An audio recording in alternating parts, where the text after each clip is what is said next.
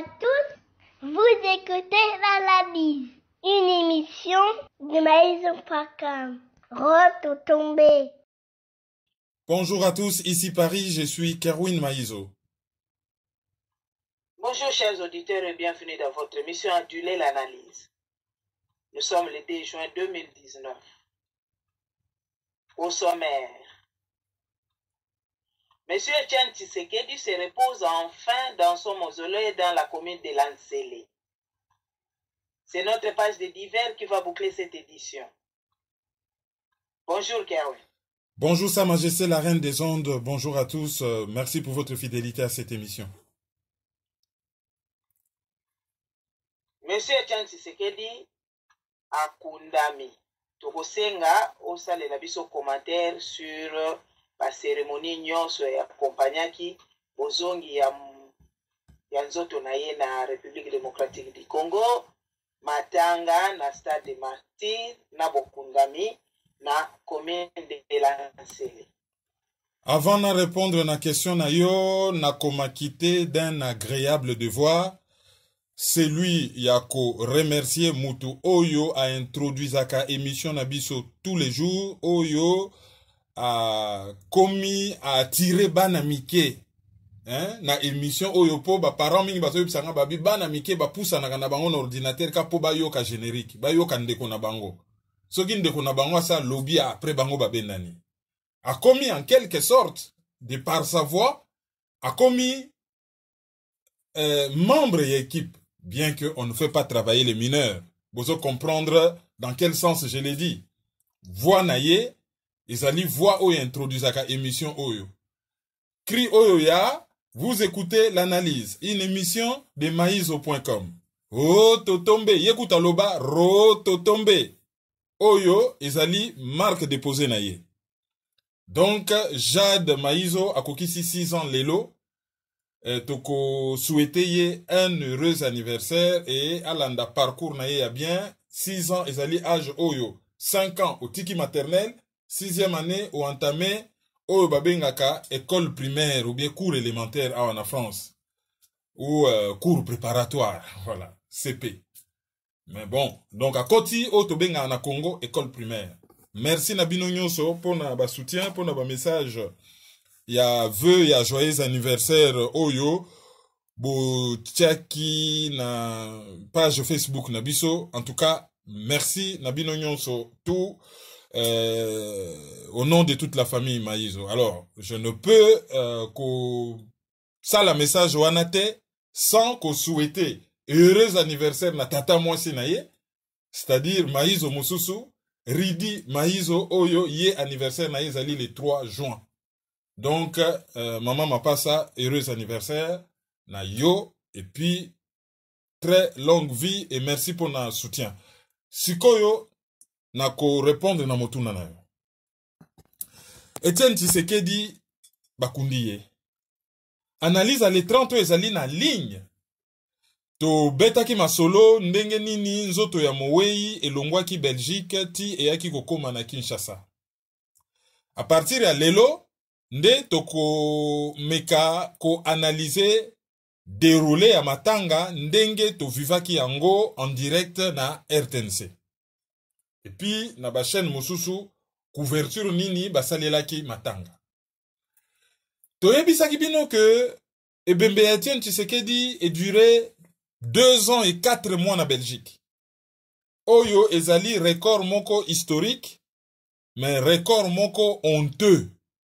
Que baou melisa nzoto ya mutu na malili na ndako ya malili pona kosala exploitation politique ya événement malheureux wana et exploitation politique ya ebembe wana et continuer ti ndenge bakendaki kokunda ye tout n'était que politique. Nzoto tango ekomi lokola na Congo, ba résultat ya élection ba publiaka na butu, makambo nyonso ekoma na butu, mboka ekoma makambo ya butu, nyonso butu butu mulili butu. Alors ba ya na nzoto butu butu. Et batambola na yango butu butu Banda 19h22 ou 18h22, mais normalement 18h22 à kin. Biso atozalaki 19h22. Oyo nzoto ekomaki. Ekomaki na morgue ya hôpital du cinquantenaire na 2 heures au-delà de 30. Entre 2h30 na 2h38 à peu près. Tout ça 2h40. Wana bakomaki. Bien accompagné par Bawewa. Et babetaki crochet na siège ya UDPS.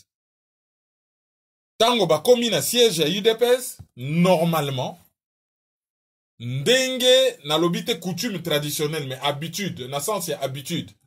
Ndenge koma na ba coutume funéraire ya Congo, soki mutu bazo lelaye quelque part, lere bembe yaka na ndaku, bafongolaka cercueil, batu ba mona ye, si possible, ne fils que kotombola nani, e ba mona ye à travers la vitre.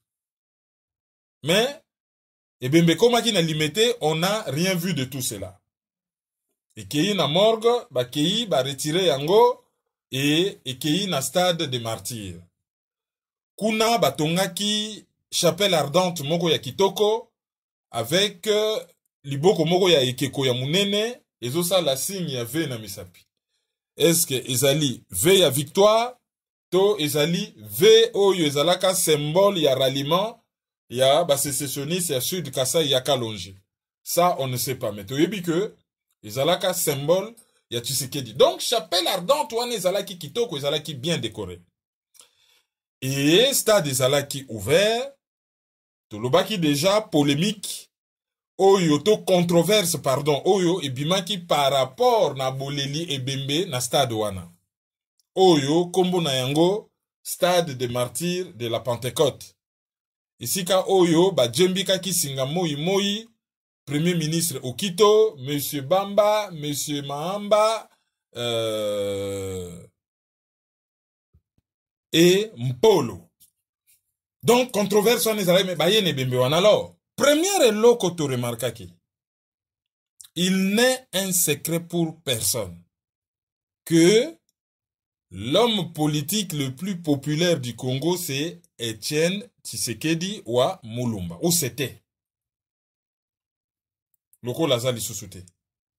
Et sur le plan politique, Azalaki ko battre ba record ya ba plein. Même ce qui phénomène wana ezali battu en brèche parce que lelo oyo Fayulu Lupe akoma ko sala ba plein. Et à une époque, Werason azalaka ko sala ba plein. Et dernier voyage ya Mobutu avant tango utaka Nice. Avant zonga pona ndenge ya libela akende tango règne na yesilaka asalaka pe plein moko record. Mais l'homme politique congolais a yebani na makamba ba plein ezalaki Tshisekedi. Donc première surprise ezalaki que journée à vendredi, premier jour ya matanga, Tshisekedi asalaki moins que Marie Misamou to responsable ya Gaël Musique. Alain Moloto. Ça, c'était, mais en tout cas, la première surprise. Oyo, même bas journaliste, il y a RTBF, bas souligna ki yango. Et RFI a souligné ki yango, bien que France 24, azaki ko rappelait toujours popularité, a kendaki na terrain wanate, mais RTBF na RFI, bazalaki quand même surpris que, malgré popularité à Tshisekedi, que stade est à la remplité. Et journée à samedi.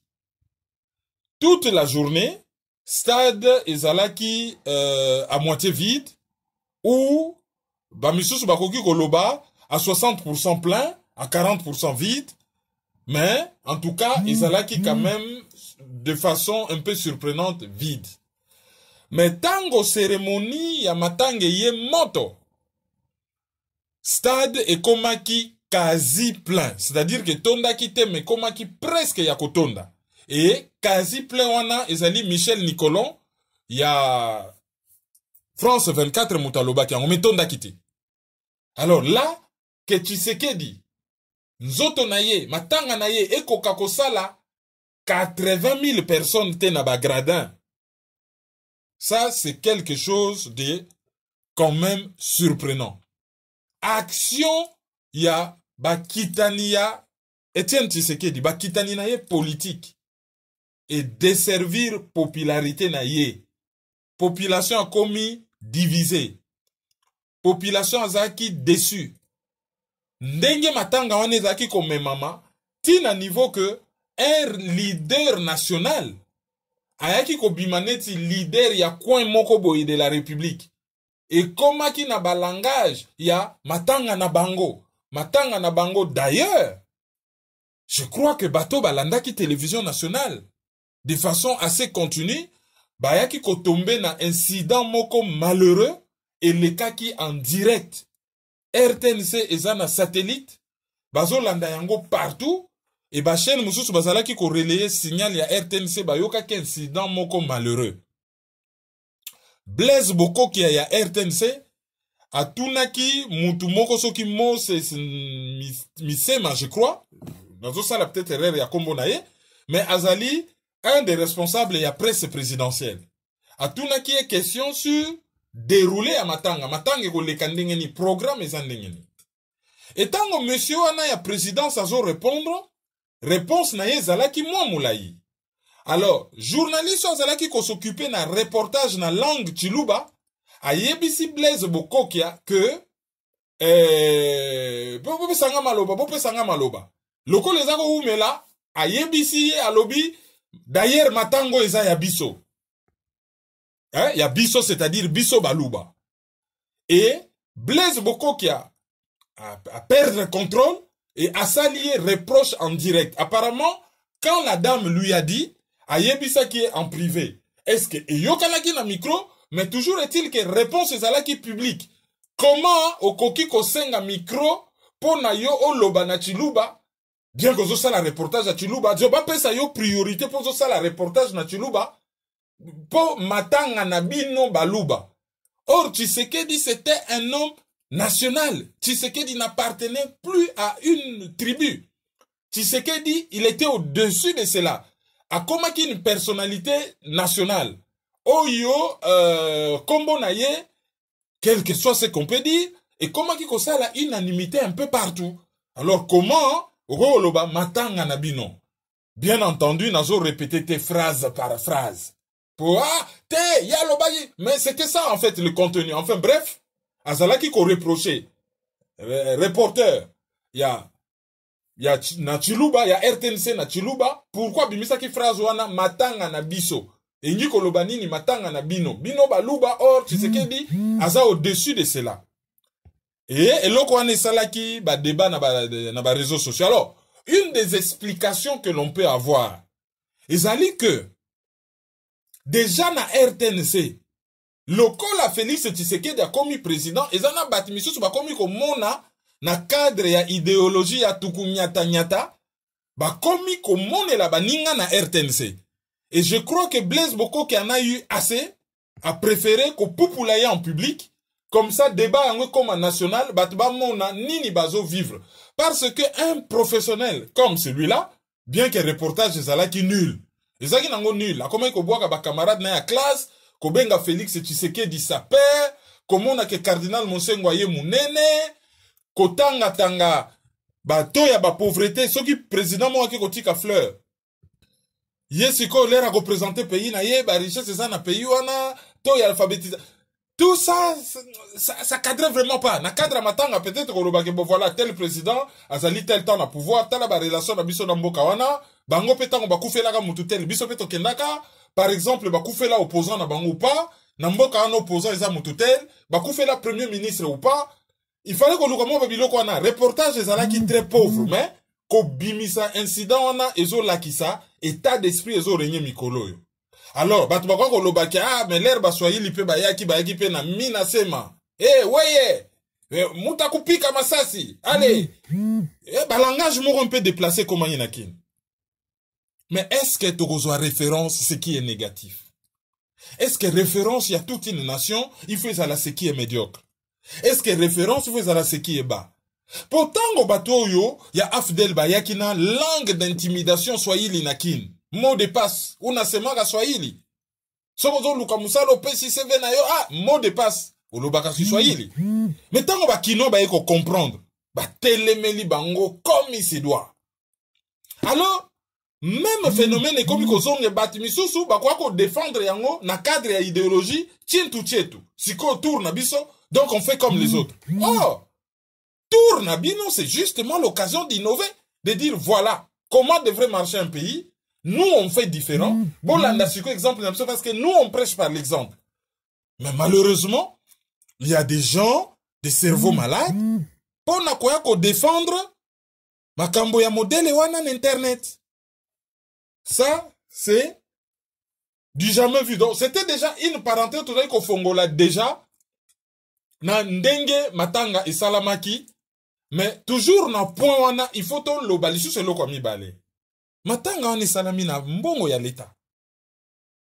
Soki Tshisekedi azalaki Tshisekedi ya ethnie moko ya tribu moko, mais tribu wana il fallait pas se cotiser. Babi bo biso tribu na biso za matanga na biso privé. To se cotiser, ba diamantaire na biso, ba commerçant na biso, diaspora na biso, tala mbongo na biso yango ya tribu. Ba luki mabele ya tribu wana, ba memie bembekuna na tribu, ba sali yango na ndenge tribal, et ba kundi na mabele ya tribu wana. Quand on organise un deuil, na mbongo ya contribuable, mbongo ya yona ngana yena mutu nyonso. Autrement dit, mbongo ya l'État, Moutakoki ko privatiser bembete kezali et bembenaye parce que comportement on a yangwanezo suscité régime moko ya résistance. Donc batubasa na tendance ya stigmatisation ah lokola bozo sala bon bosala makamna bino biso to benani na biso kasi. C'était un peu ça. Donc Tshisekedi a eu du mal à remplir ces stades. Même ceux qui les stades étaient quasi pleins. Une chanteuse nazo comparer batute mutu na mtaza na domaine na pouvoir na ye. Mais une chanteuse, to un chanteur, lokola Marie Misamo, lokola Alain Moloto, je ne citerai même pas Papa Wemba oyo ba Tshisekediste na famille Tshisekedi baloba ke bako kunda Tshisekedi na gombete sika moko na batu lokola ba Papa Wemba banani. Bien que Papa Wemba za na yekuna entre ciel et terre. Batouana, basalaki quand même plein. C'est-à-dire que Batouba reconnaissait que Obango basalaki. Mais Tshisekedi a été desservi. Parce que quel que soit ce qu'on peut lui reprocher, ça c'est un autre débat. Na, imaginaire ya Kinois, bazo percevoir yé comme un grand dirigeant politique, un homme populaire, oyo, digne d'être célébré. Mais comportement ya héritier politique naïe, ya famille biologique naïe. Il y a certains frères naïe à tribu, ils ont dit que ça là que une bonne partie à Bakinois, bazaki ko talango un peu na musika, bon ah, bazo sala matanga kuna, bazo talango un peu na musika. Ça c'est la chose qui était déplorable na matanga wana. Mais na lobby ezala qui déplorable. Mais là où le peuple congolais a subi ça qui kuna estomac. Genre yakuo yo ba se relevaka na yango te. Kouana ezalaki Armageddon ya trahison. C'était la totale, la catastrophe, l'humiliation et la malchance. C'était que Tshisekedi ayambami na matanga na ye UDPS ayambi l'un des plus grands criminels de l'histoire en vie, Paul Kagame. Soke zalaki kutu que Paul Kagame wana asala ba crime na ye na Papouasie Nouvelle-Guinée, na Bangladesh, na États-Unis, na Russie, na Chine soki wapi.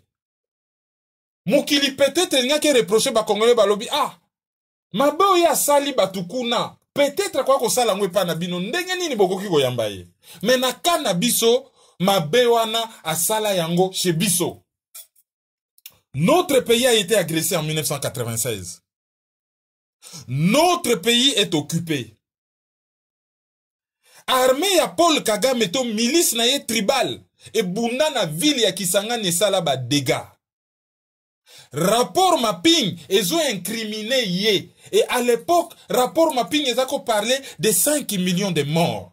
Et ba statisticien, ceux qui batali, ane rapport mapping bimaki, ti lelo ceux qui basali ba projection, nombre ba mort, ils ont tourné entre 12 et 15 millions.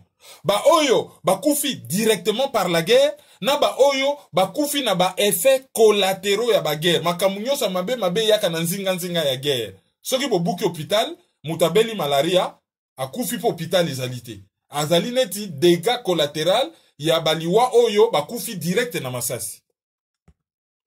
Sans qu'on compte ba oh ba koufi vivant par les viols. Les hommes et les femmes, les jeunes et les vieux, les bébés et les vieilles. Sans qu'on compte pillage à matière première. Oh et sali que Rwanda comme par exemple un des premiers producteurs ya coltan. Paul Kagame oh après agression na ya 96. Azali soupçonné na liwa ya Laurent Désiré Kabila. À qui on peut reprocher des choses, mais c'est un Congolais.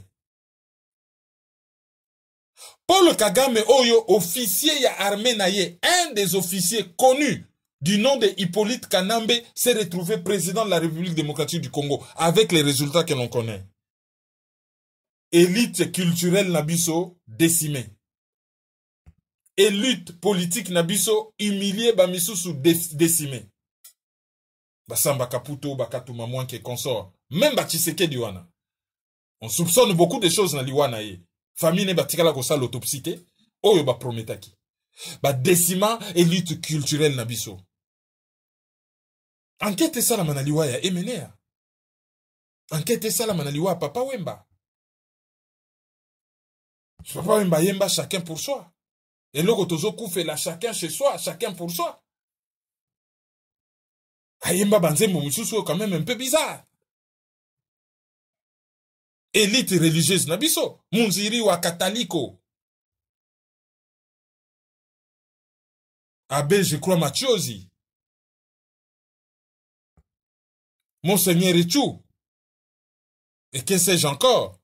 Élite Nabiso, il y a société civile. Lelo o ezali anniversaire ya liwaya Floribert Chebeya na Fidel Bazana. Lelo, ndeto sa l'analyse. Ezali anniversaire ya liwa na bango. Armand Tungulu. Rossi Mukendi. Desha de Kapangala. Yannick Bokolo. Massacre ya Batu ya Bundu dia Congo. Massacre ya Yumbi. Basili Sibiso ba chef coutumier Pia. Oyo basala na Kasai Sheka Mouinan Sapu. Bo bomi chef coutumier. Bo déshabillé ye, bo violé mwasi na ye. Après bo sali massacre, batu ba se retrouver plein Angola de blessés ba nini. Batu misus bazaki ko loba langue moko eza chiluba, batu misus bazaki ko loba Kiswahili. Bazaki ko soupçonner batu ya baka kata katanga. Gédéon Kyungu. Oyo ba yebi patron na yeza nani. Batu ba se retrouver na Idiofa, na Gungu, na Kikwit, tin Angola. Bahingele l'Équateur, n'en parlons même pas. Équipé meurtriero et banda na Goma. Batamboli, ti na Wendi Seki, ti na Port Mbandaka. Province nini ya Congo ezali épargné. Charnier o ya Kinshasa. Première fois tout le monde na histoire ya Congo, la mort a signé un communiqué. Ah non, c'était des indigents. Tozala ki no temps de mort, bambola. Ki mobole koma ko bomo fandika boye. Ah, mobola wa okufi. Mbala moko communiqué. Ki mobola ebomiye. Signé par qui? La morgue. C'est la seule morgue au monde où est signé kaba communiqué. Cet homme est venu à Kinshasa. Parce que, après si pouvoir, na gourou ya religion, héritier ya gourou ya religion, Félix Tshisekedi, Oyo azali bizimungu na traîtrise. Un groupe de personnes, des Tshisekedistes, va applaudir yé. Ça, c'est un comportement, je pèse bien mes mots, satanique. Tango basilisi comportement wana satanico-diabolique, pour ne pas dire méphistotélique, ba yeko justifier on a ba réseaux sociaux. Et quel justificatif? Tala, botanga exemple la deuxième guerre mondiale té. Ba allié ba vainquaki Hitler. Ba bomiye. ba éliminer ba nazi, ba vaincre Allemagne, ba tche Allemagne à genoux, ba sali tribunal à Nuremberg, ba juger bango. Israël, na commission par exemple Wiesenthal, ba décider que ba ko poursuivre ba nazi nyons à travers le monde, ba ko juger bango, ba ko boma misusu. Na kati ya ba service na bango extérieur pour intérieur ezaka Sinbet et extérieur ezaka Mossad. Mossad aza na unité moko boulot nango ko luka ba nazi pe ko boma bango sans état d'âme. Oh, ozalaki kombo Gunters, okoma kombo Gonçalves na Brésil. Mukoloka botimbela yo soki commission Wiesenthal elandeli yo bango baza ba civil bako attraper yo ba livrer yo na justice. Mais soki bataillon ya armée unité ya service secret israélien ba landeli yo yeba que bango boboma yo sans état d'âme et avec joie. Mais non seulement ça, Israël, Allemagne, pardon, dis-moi d'abord que à Lingi Lisusu, nazisme était, et Allemagne a futa nyongo. Yamakambo oye le kawana a futa nyongo. Pays yo sobozo ka débat Grèce, azo lobe l'Allemagne, Grèce azali ko se plaindre à lobby. Allemagne a futa ite a ko tchaba condition makasi na Union européenne. Est-ce que Allemagne a futa? Mais awa na France awa nyongo esili ya moins de 5 ans. Pon nyonso oyo ba nazi ba buka o buka pon boye, o buka école boye, bo boma mutu boye, boyiba eloko boye, o chemin de fer boye. Tout ba kalikilaki Allemagne ndenga zana na budget na ye, moi ba milliards ou millions ezalaka côté. Ah non, cette année pour la France toko futa ba futa. Chez Bisso, balingi bayana argument satanique et bidon. Que tokoti kalaka ba voisin. Le bon voisinage, c'est le respect. On n'envie pas son voisin. On respecte son voisin. Mais qui veut la paix prépare la guerre. Voisin Luki Bitumba, œil pour œil, dent pour dent. Pour un œil, les 2 yeux, pour une dent, toute la bouche. Rwanda til lelo, bato bazo kufa na Beni, ba Mamadunda, tout, oyo c'est le Rwanda. Le Rwanda de Paul Kagame tue. Et Azondi Mayango. Pierre Péan Komayango, Charles Nana Komayango, Patrick Mbekwa Komayango, Judy Reversa Komayango. Et littérature ezali abondante, mais oyo mukili mesala ezali rapport mapping. Même ceux qui ba kenda na soukate me basala cartographie ya ba mort. 5 millions de morts chez nous. Voisin bout qui clôture. À côté panayo, pourquoi yo zana mutuka ya zana ngote? A tumbi mutuka na yo. Pourquoi yo talaka télé ya écran plat, ya talaka tube cathodique? A botoli télé na yo. Pourquoi bana na yo baza kitoko, ya ye baza kitoko te? A kamati no mwasi na yo a violé ye, et mwana no ya mayele a kati ye mutu. Eh oui, a kotika la kaka voisin, il faut na solo la kana ye, na cadre ya bon voisinage. Non! On se défend, on les traduit en justice, on le punit. C'est fini. Jamais réconciliation sans justice, sans repentance. Bino ba Congolais, ou biso ba Congolais. Tole la Bible. Mais total la histoire ya Goliath. David a kene ko pesa ye bizite ke ba Philistins, ce sont nos voisins. Azwa ki lance pierre, abomaye na libanga. Melchisedek le razako kata batungenza. Ezalaka pe stratégie ya guerre. Tango boza na pota ya ngenza, boko bunda bien te. Mboka ya Jésus-Christ, Israël. C'est un des pays qui a une des armées la plus redoutable dans le monde. Tsahal. Armée wanezali redoutable. Et général Moshe Dayan, ayebisaki, ba pays arabe à lobby, nous allons vous frapper. Et nous allons vous frapper tellement fort que vous ne l'oublierez jamais. Et Trump a koloba na Japon, à lobby, force des États-Unis ezali puissance moko redoutable. Pourquoi ça le baron nazi kuna na Japon? C'est parce que ça s'adressait na Chine. Mais Japon en a armée impériale na bango ezalaka redoutable. Banyata Corée, banyata Chine. Na sala analyse moko na pesaka bino ba date. Sungani Sambo merci ndenge rectifiaki. Pour ba date on a pesaka ezalaki bien te. Zana babilo comme monsieur salamaki avant, ngana tchango na des j'avais fait vraiment un mélange de dates, ça c'est vrai. Na ko ta na yoka kango après na sala qui mélange la date. Mais cette armée impériale et ça là ba dégâts. Lelo oyo premier ministre ya Japon, na lobi bien premier ministre ya Japon. Soka kei na yeko visiter sanctuaire ya Yakusuni. Place oyo bakunda ba japonais, ba soldats japonais ba yeko bunda na Chine na Corée. Ya keni na mboka na bango ko visiter yango et mette salamaka na Chine. Que Batouana Bayako Bomachebiso, yeso kazo que nous visiter Mouzolé na bango, donc, azo kumisa, oyo bango basala chebiso. Mais eyindaka terrible, il n'y a que le peuple congolais, pardon, pas le peuple congolais, batisekediste. Et comme la politique congolaise est tribale, Batuna Batouba Landaka, leader ya province na bango. Il se fait que beaucoup de tisekedistes appartiennent à la province naye. Mais attention, pas d'amalgame. Bati sekediste d'abord c'est la qualité à liboso bango batwa sala ke loko wana. Et après, il se fait malheureusement que loko la majorité selon cartographie politique ya mboka na biso bazali originaire ya province ya Tshisekedi, cela ne veut pas dire que toute la province est d'accord na likambo basala ki po tendance peut comme ya ko désigner tout le monde. Non, ne faisons pas d'amalgame. Yango wana nazo préférer que tout terme ya Tshisekedi celui ya ko kende na ndenge ya tribu.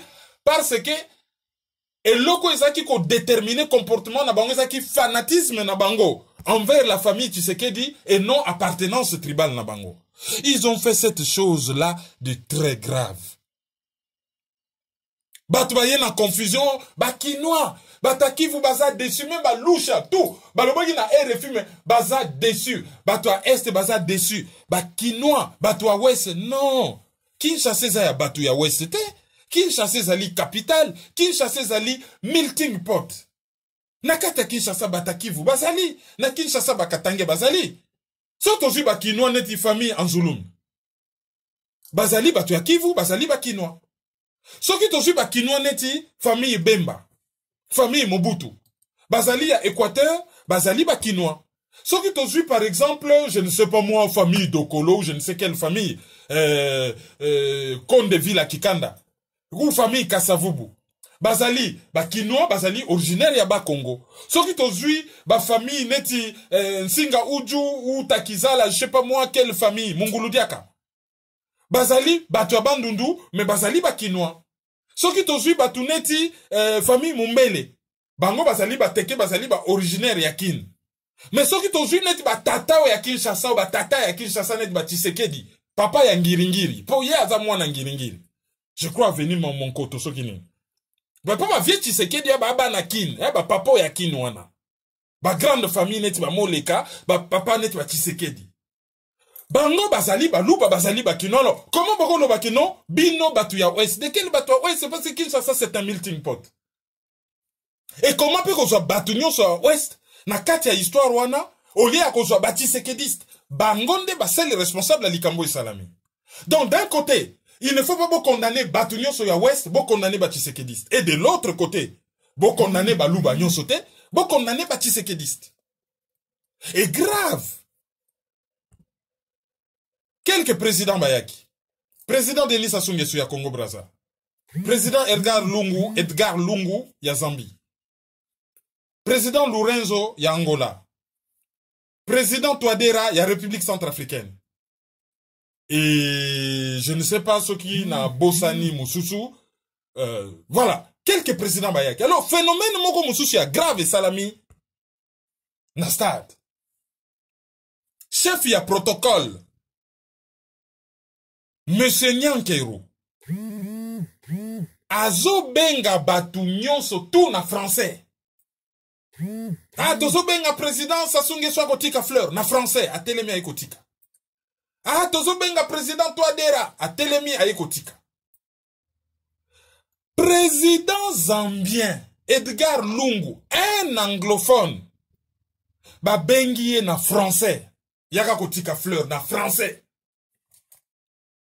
Mais président rwandais Paul Kagame, oyo mboka na ye officiellement ezali francophone. Ye babengi ye moko privilégié, babengi ye na anglais. Aussi longtemps que Rose Soki Louise Mushiki Wabo, présidente ya francophonie, azali rwandaise. Edgar Lungu, véritable anglophone, bobengi ye na français. Mais Paul Kagame, le privilégié, ye bobengi ye na anglais. A côté ka fleur na ye na anglais. Chose grave. Donc privilégié. Et grave encore. Ba président nyoso ba telemaki seul na ba délégation na bango.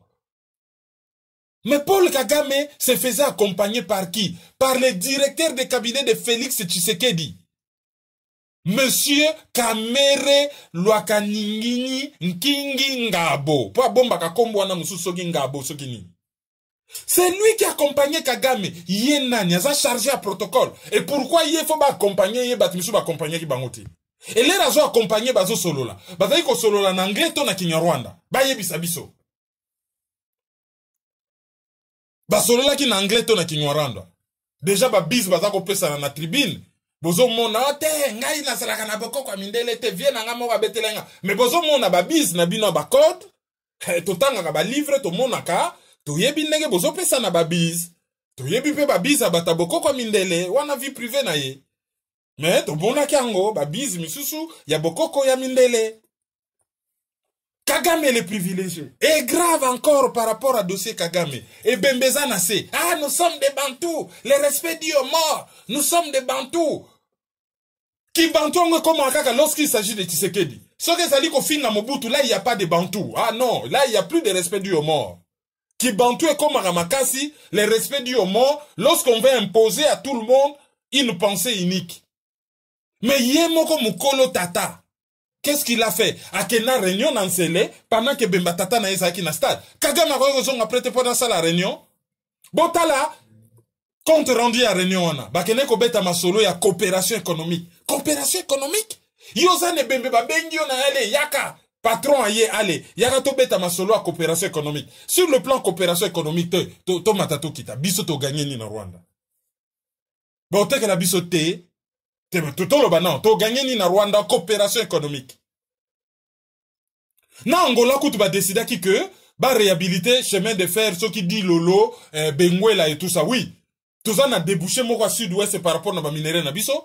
Mais ba taxe sali ba port angolaise ba ko gagner. Au lieu que to construire chemin de fer na port en eau profonde ya banana, oui to boité. Débouché monsieur ça. Qu'est-ce que nous on a à gagner? Et ko kai ko zelaté. Ba ko ça la commission moko tripartite c'était ça la après. Il faut pas ça la l'air matanga Tshisekedi des awana. Et deuxième point botala. Qu'on renforce axe Kigali, Kinshasa, Luanda pour lutter contre insécurité. Autrement dit, Congo a garantir na Rwanda que ba force négative, ba force misusu ba ko déstabiliser Rwanda te parce que toyebi que soki Kagame sakani na Nkurunziza na ba inkotani na yewana c'est du pipeau. Oh, Inkotani, Bazali na bango ba peureux, c'est une armée en carton. Mais yebi que soki ba se croiser na ba imbonera kure Burundi a ko sibir. Et que ye eza na ko bebe la ye sikoyo na président Ougandais Museveni.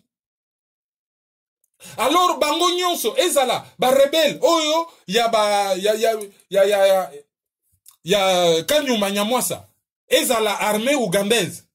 Bako leke la soit na Burundi soit na RDC ye ayeko lobadini basala axe moko Kigali Kinshasa Luanda pona ko protéger kimia sécurité na région à Grand Lac. En réalité zali pona ko protéger Rwanda. Soki bazo chasser na opposition rwandaise ou soki bazo chauffer na vie na Museveni. Bayebani ba makamna bango état libiso na nini. Non, qu'on nous explique qu'est-ce que le Congo a à gagner dans cette histoire. Yele razala ki ko déstabiliser biso, adai ko utiliser axe nini. Et le lo soke bébélié, aya, et bazo ça la réunion wana oyo qui n'a rien à voir na biso, pendant que nous autres Tshisekedi des awana. Où se trouve le respect dû aux morts? Kagame akei, to mona souka na désordre. Babengi le ba président Basili Ale. Toyoki, l'ami personnel du chef de l'État. Bazo benga yanva ambassadeur Éthiopie, un des pays les plus puissants en Afrique. Je crois le deuxième le plus peuplé après le Nigeria, c'est l'Éthiopie. Et un des pays historiquement le plus important, et parmi les plus puissants, oyo historiquement toza lié na bango. Allez, l'ambassadeur d'Éthiopie passe après l'ami du chef de l'État. Nonce apostolique après l'ami du chef de l'État. Babengi famille Mobutu. Alias Joseph Kabila ye na ye te. Atindi Nehemi Mwilanya, na bato bureau na ye, ba ye ba se présenter wana, ndenge ka to ye bi zalaka, atindi batu na ye ya ye na ye te. Et batu na ye bazala ki ba le bienvenu. Mais la mouka, non, bango bazali benemi. Pourquoi? Parce que Fayoulou a osé causer la crime impardonnable. Ezali, ko participer na l'élection et ko longa, mwana ya empereur ya Congo. L'empereur héritier. Yo ko participer na l'élection, te soki yo longi na l'élection, ezali li sumbo bakoyi ko limisaka jamais. Alors bango bazo justifier que chez Babantu bayaka matanga te, ba invitaka mutu na matanga to yo leli. Ah oui, mais batutu bazalaki na tribune, ils ont été invités. Alors, ba organisateur bazako se justifier na RFI, le batuni bango, po ani bayaki te. Fayoula lobi non, ba faire comprendre qui est que présence na ezali souhaité te. D'ailleurs, batinda ki invitation ya zwa ki angote. Na président son non, bakoka ipe koya. Non, RFI lobi na bango, batutu bazaki na tribune, bazaki une invitation. Réponse, oui, c'était des officiels. Oui, mais... Toi supposé que Fayoula est opposant. Eh ben, le chef de l'opposition aussi, c'est un officiel. Personnalité politique de haut rang, quand même, ça a un statut moko particulier. Bakoloba na biso te ke mo ki na tribune ya kindenge wana. Parce que ba gouverneur à province tout bazaki na tribune te, bazala ki wana. Et madame Bazaï balobi non, biso to koyi koyate, tozo subir violence moko que sécurité na biso zala ki garantie. Bazaï baba comment ko benga ye Karaba. Pour azo soutenir Fayoulou, Karaba. Kagame le bienvenu. Batu ya pe perdre na cadre partenariat le bienvenu, mais batu la muka non. Oh bangope en quelque sorte bazali ba tshisekediste. Et Baeko Kamate Bembe, Bake Nango na Mozole, Bake Kokunda dans l'intimité.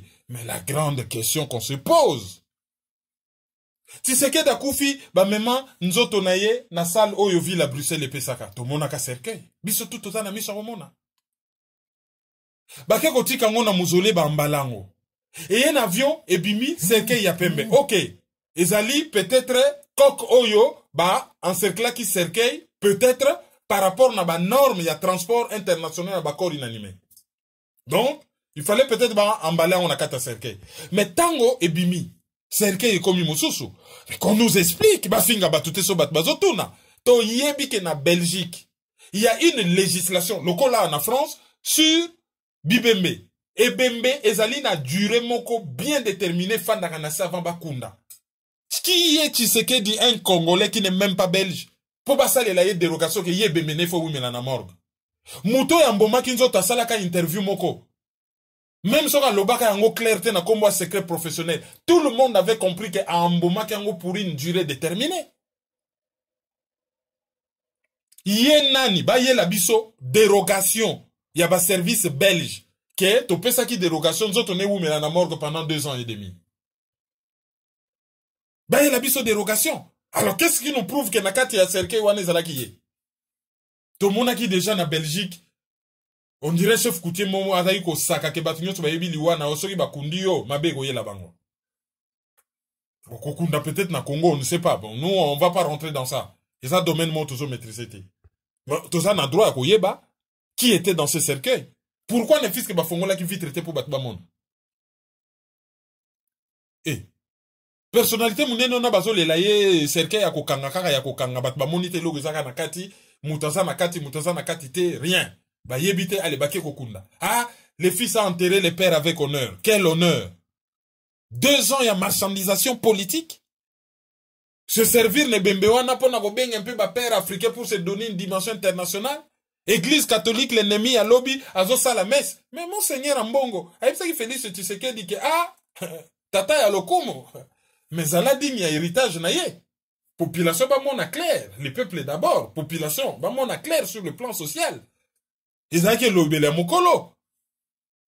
Ayo, zali héritier naïe. Bouzon les laïe. Pensée politique naïe, zala kinini. Bino molobobi slogan la bino le peuple d'abord. Vous dépensez mbongo belé au détriment du peuple. Mais sikoyo, il est grand temps, sikoyo beau prouver qu'il est peuple d'abord nabino. Donc, et bembewana et koki ko soulever, bah débat est belé. Mais il faut tous à la claire ne lokomoko. Il y a Tshisekedi qui est mort, oyo bilan naye, toko salaga yango, en tant que ba congolais, mais ba spécialiste ya histoire politique ne ba sala bilan naye. Héritage naïzanine, il a fait quoi? Yamalam, asala nini yamabe. Tokozo malamu nena mabe na etose wane loko mususu. Mais oh nyon se salama ki wane se zali faute à Tshisekedi mutasa koufi déjà to faute à bo batikali. Oh nyon se zali wane faut faire la part des choses. Ah boza contre vous avez la haine. Non, mais de quelle haine? Sur le plan politique on ne parle pas de haine à moins qu'on soit rwandais. Pour bango na vocabulaire politique na bango il y a la haine tribale ou ezali donne na kata vocabulaire politique. Bisoté. On veut parler de la haine. Oh, nyon se salama ke zali, faute à vérité na yalo, faute à Tshisekedi des années. Et zali d'abord, makambo nyon se mabe Félix Tshisekedi azo sala, qui est son mentor politique? Qui est son modèle politique? C'est Tshisekedi, yem ta éduqué politiquement. C'est son héritier politique.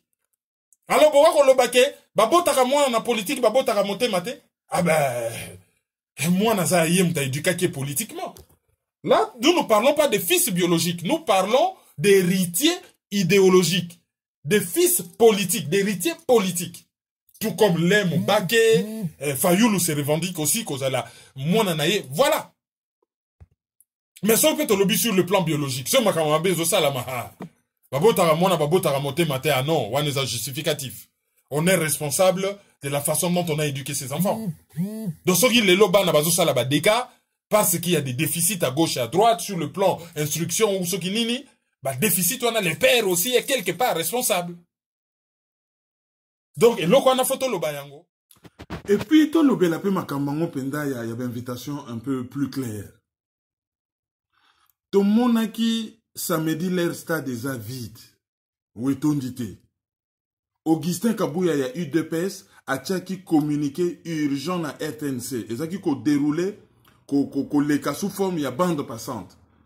Que Azali ko invité Bakinois Baya ko rendre hommage et pas ya héros national Etienne Tshisekedi. Wane les invitations te place wana masolo ya matanga en Afrique ba invitaka mutute mutuye moka ko ya. Mais pourquoi bazali ko inviter batu baya na RTNC pour stade tonda.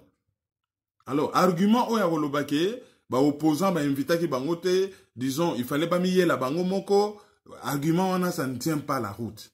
Parce que même public, tant que mon agike, bazo yate, koma kiko invité bato. Parce que on est allé matanga ndenge balobaka ya Afrique. Où il y a coutume africaine. Mais ils allient matanga moko ya officiel. Officiel. Nulle part en Afrique balobaka ke bon matanga ya officiel, hein, coutume africaine à 100%. Il y a parti moko occidentalisé, l'État, selon l'État moderne, donc l'État occidental, et parti moko coutumière. Il y a par exemple, tout le monde qui, na matanga on a baki kosa la cérémonie à Kassala. Cérémonie à Kassala, les gens locaux là-bas, griot en Afrique de l'Ouest. Moutaye koyemba, le kumu ya muto ya kufi. Et Kassala on a l'air, yaki asala ki poem moko kitoko, ah, Etienne Tshisekedi. Oko fada lisusu na limetete. Oko fada lisusu na gombete. Mwana ya kabe ya kamwanga. Mubali ya mama Mart. Tata ya Bilombe. Tata ya Nation Mobimba. Oko pema nansele. Donc, Kassala. Eko yemanet ba poème moko élogé envers ye. Donc, botique un peu argument. Oh ya. Opposant ba ya kite. Opposant. Il fallait pas miye la bango moko. Non. bato bazalaki na tribune officielle bazalaki invité et même la population bakomaki ko invité population aya na RTNC. Ça coûtait quoi ya kobenga Martin Fayulu? Ça coûtait quoi? Ah, Tshisekedi akendaki kotala Mobutu tango Mobutu akufelaki mwana. Oui, mais mwana wana zali filel na ye. Ye azali tata malongi ya mwana wana. Na cadre on il n'a pas besoin d'invitation akufeli filel na ye. Ce n'est même pas na cadre moko officiel. Akufeli filel na ye. Et pour na kosukisa discours ya Jean-Marc Kabound elekaki moulayi et ezalaki ba pan nango misusu ezalaki nango hors sujet. Mais bon, analyse comment kende moulayi, le moment venu tokozonge na discours à Jean-Marc Kabound. Mais tokolo ba pe na mukuse que maître Mukende akendaki na RFI ba poser ba question sur Tshisekedi ka ko botter en touche. Ah, Tshisekedi, mais quand même à salape makambo ba dai ko reprocher ye ba sacre étudiant en 69 boyena a botter en touche. Ah non, mais place au bozo le laye. A revendiquer liwa ya bato ba bomaka place wana. Oh bon, c'était une erreur. Allez qui vite fait. Alors, lelo oyos, Félix Tshisekedi ayambi eza moyen ta ko luka légitimité pour élection zaki catastrophique. Ote, bota la ba résultat ya kin, ya mbujimai. So otali déjà résultat wana. Jamais Fayulu a koye ko gagner. Makelelo Fayulu a zocheza combat d'arrière garde. Eh, maître Mukendi. Oyebi loi, c'est simple. La loi électorale et lobby. Va publier, va PV, bureau de vote par bureau de vote. Après, va additionner. Aussi simple que ça. Oh, non, c'est Tikaliouane Zali, masturbation intellectuelle. L'eau est un simple. Si vous n'avez rien à cacher, résultat, bureau de vote par bureau de vote, point barre. Et Sili. Eh, Corneille Nanga, Goko Sabatuteke, bah, monaki wapi, les États-Unis, va publier, bah, résultat, bureau de vote. Eh, loi électorale, les États-Unis, ça, biso. Yo, mon États-Unis, les Canadiens, chez biso. Bango peut passer la fraude na bango yinde la bango ba recontaka ba voix sur une décision de justice. Et à l'époque c'est kaka bango ngaku na condamna ka bango tina RFI na lobby mboko yo démocratie à lokuta ba écoute ya biso tina fraude électorale. Donc tout ce que les États-Unis ont sala ya mabe chez biso fait comme un modèle. Ne Corneille nanga fa comparer les comparables. La loi électorale ya France ils allaient à Congo. Il y a États-Unis à Congo, il y a Afrique du Sud à Congo, il y a Afrique du Sud basa na ndenge na bango petit. Va publier résultat bureau par bureau direct gouvernement bimim balamoko pi makambo bando tambola. Il y a Madagascar bo moni kutu ndenge zoleka. Pour na président ke na ko lobaka na France l'interview que parti na yeko gagner l'élection bo monde zo yina na Madagascar ke yaza senité pourquoi il ne peut s'interview. Alors interview na pesa ki na RFI wana combat d'arrière garde mawatro. Et RFI a lobaki yango ezaki pe soni. Que na matanga ya Tshisekedi les opposants ne sont pas les bienvenus. Et ça ça la soni. Congolais lingi de kona été malingi mupaya oya zobomaye oya criminel. Parce que mupaya wana c'est le vrai patron. So ba lenge la Kagame nde ba lenge la ke na Angleterre a kozonga pe na Rwanda a décidé kaka bon ngam na chaki bino wana dehors. Et argument bidon ya bonga ki bo yambaye tango alingaki ya ko valider Fayulu, c'est faux. Tango alingaki ya na kin pour Fayulu azako yate comme président en Rwanda. Avec qu'il y a comme président de l'Union africaine. C'est deux choses différentes. C'est deux choses différentes. Et puis, Rwanda déjà, a tenté qu'il contacté le chef d'État africain, Moussoussou, pour sauver Kabila na Shadari. Les chefs d'État africains ont télémélié, le coup Lazali fait une stratégie, mais Bimisi Boutoumala Moale, a combien a caché, il y a président de l'Union africaine pour y a qui n'a pas fait de résultat. Pourquoi pas faire de résultat? C'est parce qu'il y a Fayulu Boutaganyaki. Pourquoi pas publier un avantage à Fayulu? Azo ya, bo fan sa no ba résultat bo publié. Parce que il avait les résultats que c'est Fayulu qui a gagné. Après na butu signalé mutu na yeke, bo chabiso devant un fait accompli, bo publier soit Shadari mais Shadari goyinda, bo publier mutu na biso. Po bangona ba Tshisekedi bazalaka ba allié banda kala. Toyebe loko Tshisekedi asala lera tindaka mubake na Rwanda. Basala alliance pour la sauvegarde du dialogue. Yasan situé zalaki anti-Congo na ba Rwandais na kati. Et pendant les lotés, la relation famille Tshisekedi na Rwanda. Félix Tshisekedi a fait sa interview la première fois comme na Rwanda, c'était en 2003. Alors, Bangba yana, non, mon sang tout est, vous détourné l'histoire. Alingaka en tant que responsable de l'Union africaine, et to dénonçant na émission yo, ba manœuvre nyonso asalaki oyo nyonso aza kosala wana ezalaki mpona soigner image na international. Mais ba résultat mabe ba publia contre Fayulu, lui il était complice. Et loko mususu Fayulu a perdu parce que tant madame Zerougli a komona Fayulu atuna ye olobini ni pona code minier. Fayulu a lobby botanga programme électoral na ngai. Ah, te mes réponses na wisa clair te. Tant batuni Félix olobini ni oui. Il y a un diplomate, je crois britannique ou je sais plus de quel pays qui a vu ce deal. Mais deal wana, je suis désolé, ezali satanique. Donc du coup, oh nyonso tomoni na matanga et bimisi makambutu na poisa. Félix Tshisekedi azali un traître à l'histoire de la nation. Et ça, tôt ou tard, akopeyaka yango cher.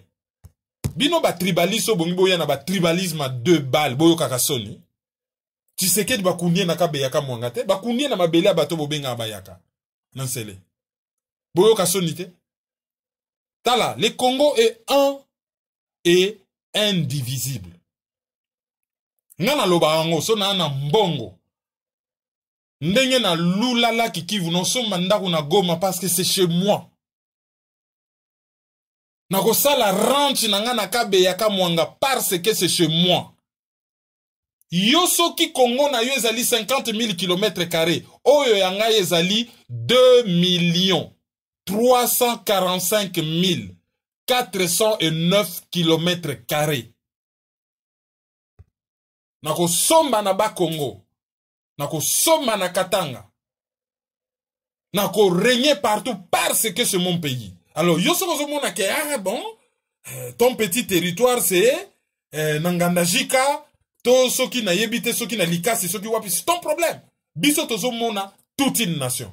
Voilà en résumé, oyo tokokaki koloba na dossier oyo etali matanga ya Tshisekedi na yebi kozalaki na question sur décoration oyo basalaki à titre posthume.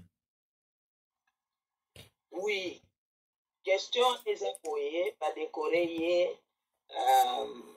grand cordon de l'ordre des héros nationaux Lumumba Kabila.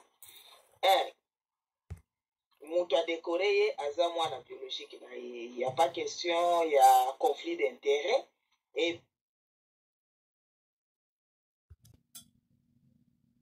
Et critères nini, il y a ces bazaki nango, on a ça la décoration.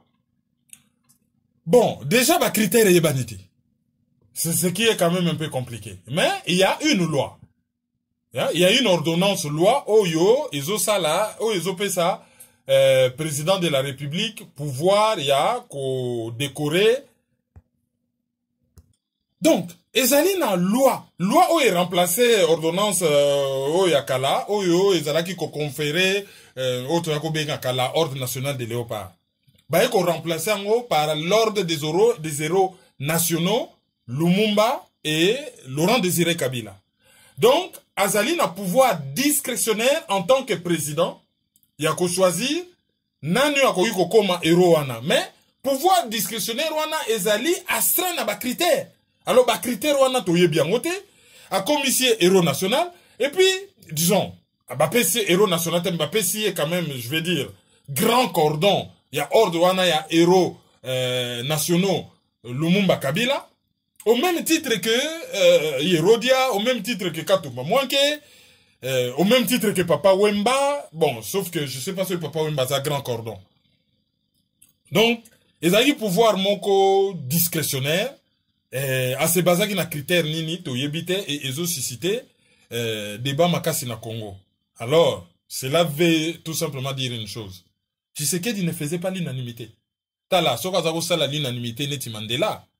Même encore que Mandela peut avoir discordante et comment qui koyokana. Nde même ba débat on nga kezalate. Ce qui débat on ezali, ce n'est pas la haine, c'est tout simplement que les gens réfléchissent. Voilà, c'est tout simplement que les gens réfléchissent. Et ils sont en droit de se poser des questions.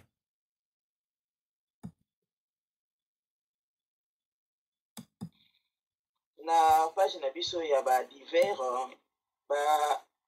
article moko ebimaki na la Libre Belgique par rapport à démembrement au basalaki na baprovince nyonso ezalaki na RD Congo ndenge nini komi ebele et puis ils ont créé des équilibres ethniques ou des équilibres ya batribu.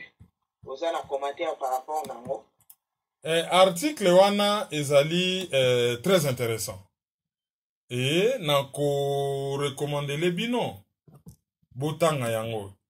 Ezali na kati ya la Libre Belgique. Titre nango ezali RD Congo, le démembrement des provinces a fait exploser le nombre de non-originaires. Ezali na la Libre Belgique. La librebelgique.be. Ce bobeta on a Google bomona. Bomona ke démembrement on a batuba kabola ki ba province on a ba yebaki. Et l'herbazo kabola est créé ba équilibre, ba déséquilibre démographique moko. Ba tribu ebele ba komi minoritaire na ba province na bango. Donc objectif à liboso ba kolanda. Mais loko mi balé auto suite loba émission ezali tout simplement que ba congolais ba tribu congolaise ba s'identifier par mabele mais ba s'identifier par la langue. Alors bota la bino nyonso. Ba yanzi baza ko s'identifier par la langue. Ba mongo bazali ko s'identifier par la langue. Ba tetela par la langue. Ba bembe par la langue. Ba mushi par la langue. Mais, ba soi-disant, ba nyamulenge bazali ko s'identifier par la terre, originaire de Mulenge. Lokola ba Rwanda, originaire du Rwanda. Posez-vous la question. Rien que critère wanezo laksaki ba misusu baza ya bisoti. Banyamulenge baza ya bisoti, ça n'existe pas. Et mutuso kazali Rwanda, c'est-à-dire azali ko s'identifier par la terre, or biso la terre nous appartient déjà, tous ali ko s'identifier par la langue. Yango na pelo ko mona lobaka na Sénat, remarque moko ya Jovin, ya apparaît quoi salaka ngai, il n'avait pas tort, ya azali historien. Ayebisa inga lobi non. Ndenge balobaka o, bangbandi bazali peuple soudanais, ce n'est pas na ndenge ya la terre, ce qui ni non. Ou même culture, non. C'est tout simplement que c'est par la langue. C'est-à-dire que la langue Mbandi ezali classée na kati ya groupe ba langue ba bengaka ba langue soudanaise. Mais bango moko bangbandi bazali ba bantou. Et ça c'était aussi une rectification que je devais faire.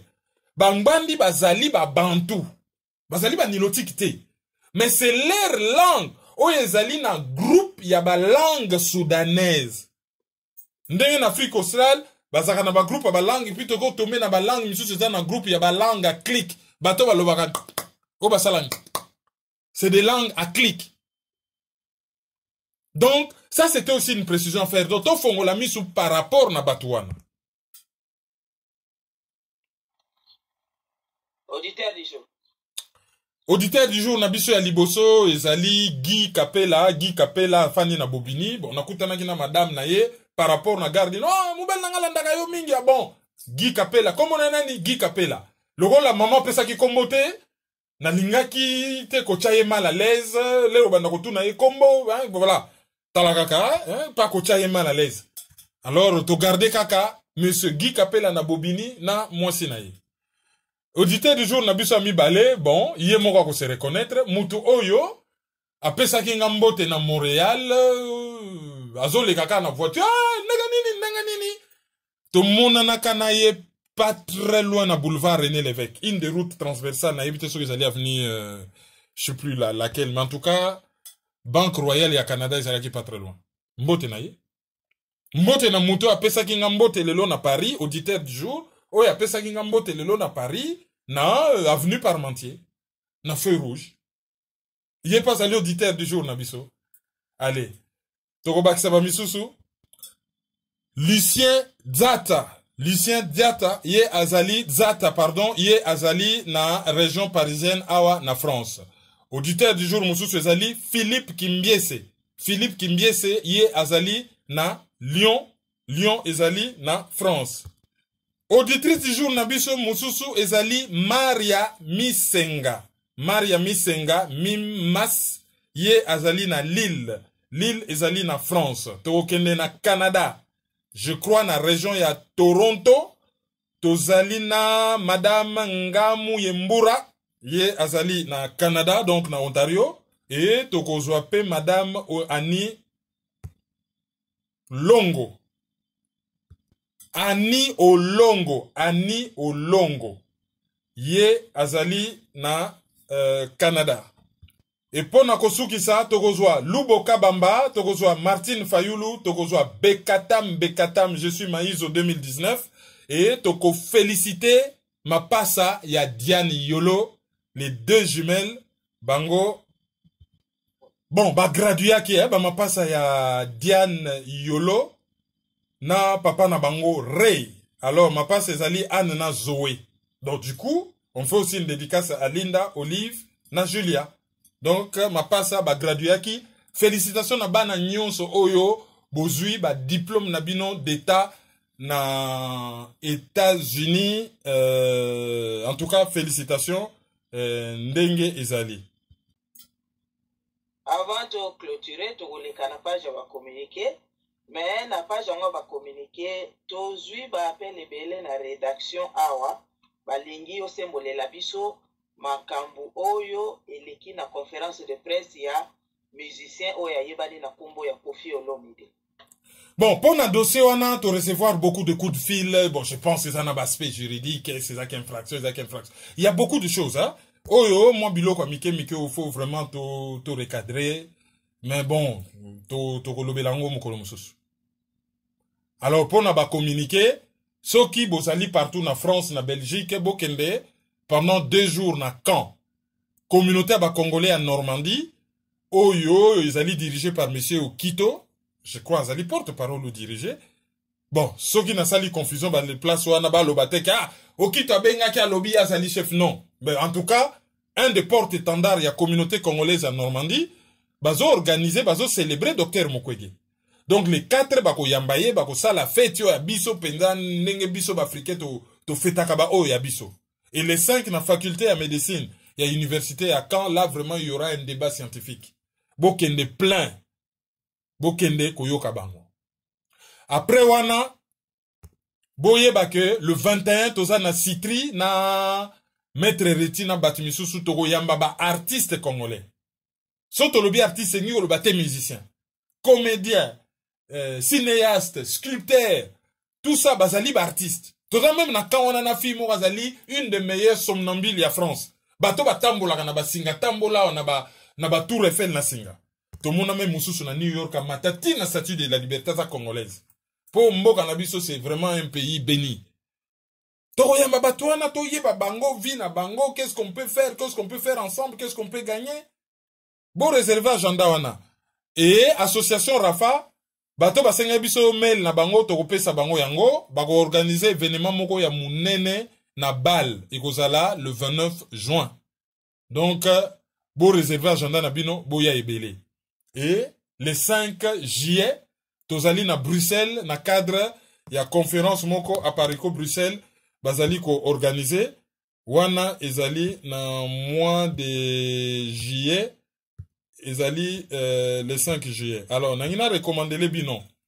Conférence au Tosala Ottawa, Batbazo réclamant tellement, Tomoni montage ya ba Rwandais na batu ya IDPS. Bazo tia, Rwandais morache mabo on a poche, azo tunanga keso azo lo babilobela. Bon mon andenge ba nyataki bango. Non, azwa ki penda botu ya réponse. Boke notala na Congo ya lobby.net. Conférence mbeza na kati boyo kande topesela ki bango. Do bon landa montage wanate. Bokene na Congo ya lobby.net en attendant ou bo patienter moins de 48 heures tozoche la bino ngo na maizo.com. Hein, bo patienter entre le 3 ou le 4 tozoche la bino ngo na maizo.com. Bo landango mobimba. Bo lande mission to salaki na professeur Patrick Yombi. Oyo ya 2 universités na Corée. Bo landa yango ezali na chaîne na biso maizo.com. Bo landa pe interview oyo to salakina professeur Claude Kiringa Iyuku. Oyo, il y a Azali professeur, je crois, il y a génie informatique, mais en tout cas, Azali docteur en informatique, professeur ordinaire, il y a université à Ottawa. To salaki angope, Azali na chaîne nabiso. Tout comme Bokoki Golanda, pourquoi ki Congo igozala peut-être langue ego libérer Congo. Selon Pasteur Melo, Azali chercheur à lobby, c'est une des langues les plus intelligentes, la langue la plus intelligente du monde. et asali ba démonstration na ye boya na ba argument ezali pe na chaîne na biso oyo ya maizo.com. Voilà. Et communiquer à Souka ezali ko concerner chaîne ya télévision ya Ilunga Mwana Bute wa Mutombo, donc kombo nango teleilunga.tv. Donc teleilunga.tv ezali la voix de la diaspora congolaise de Brazzaville et de Kinshasa. Azali na kosa la collecte de fonds moko via PayPal. Mutu na mutacha na yekaka 1,70 €. 1,70 €. Soki bokomi 1000 personnes, boyebi combien kokota, et à couper ça, je crois, un prix oyo, izana mutu moka kozwa 170 €, mususa kozwa 1700 €. Mais, bocha nano 1,70 €, à ça la projet wana, de telle sorte que, télévision naye, ezala une voix de plus na diaspora oyo, une voix oyo comme mabiso na nzela ya excellence. Donc bokende na www.teleilunga.tv et soki bokoti kuna bokende na PayPal bochela ye 1,70 € par personne, à remplir quand même projet wana, et c'est très important. Na yango tosukisi po na ba communiquer. Ba communiquer peut clôturer analyse à lelo tokutana mikoleko ya merci ndeko landiso. Merci mingi, tokutana mikoleko ya toyebi ke mikoleko ya yoko sala un peu trop occupé, mais bon, on va se débrouiller kaka ndenge to bundanaka et titango okozongela biso. Merci. Au revoir. Au revoir. Dadadi. Merci beaucoup. Merci beaucoup. Merci beaucoup pour tout les enfants.